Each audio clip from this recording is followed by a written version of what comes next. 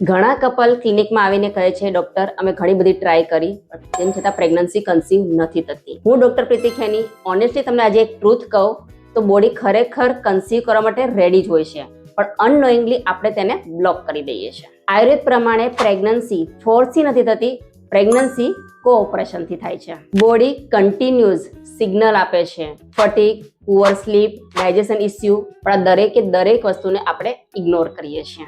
Late night મીલને skip કરવું અને continuous સ્કિનનો exposure, comparison, work pressure and fear આ બધું જ બોડીને સર્વાઇવલ મોડમાં મૂકી દે છે. સર્વાઇવલ મોડમાં બોડી રિપ્રોડક્શનને પોઝ કરી દે છે. આ સાયન્સ છે, બિલીફ નથી. પ્રેગ્નન્સી માટે બોડીને સેફ્ટી જોઈએ છે, કામ નર્વસ સિસ્ટમ જોઈએ છે અને સ્ટ્રોંગ ડાયજેશન જોઈએ છે. પણ કપલ્સ કહે છે, ડોક્ટર બસ બેબી જ જોઈએ છે. પણ બોડી કહે છે, તમે મને સ્ટેબલ એન્વાયરમેન્ટ આપ્યું. આયુર્વેદમાં સૌથી પહેલા બોડીને ટ્રસ્ટ આપીએ છીએ. 3 મંથ પ્રિપેરેશન માટે એટલા માટે જરૂરી છે કે બોડી સર્વાઇવલ મોડમાંથી ક્રિએશન મોડમાં જઈ શકે. When digestion improves, sleep deep થાય છે, માઇન્ડ કામ થાય છે એન્ડ બોડી નેચરલી કન્સેપ્શનને સપોર્ટ કરે છે. પ્રેગ્નન્સી મિરેકલ નથી, it's a response to how you live, how you eat and how you think. જો તમે ટ્રાય કરી રહ્યા છો અને રિઝલ્ટ નથી મળતું તો તમારી જાતને બ્લેમ નહીં કરો. તમારી જાતને બ્લેમ કર્યા વગર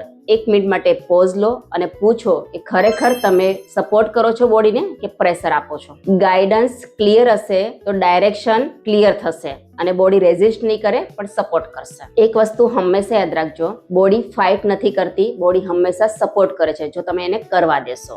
છતાં પણ તમને કંઈ તકલીફ પડે છે તો ડિસ્ક્રિપ્શનમાં લિંક છે, તમે કોન્ટેક્ટ કરી શકો છો.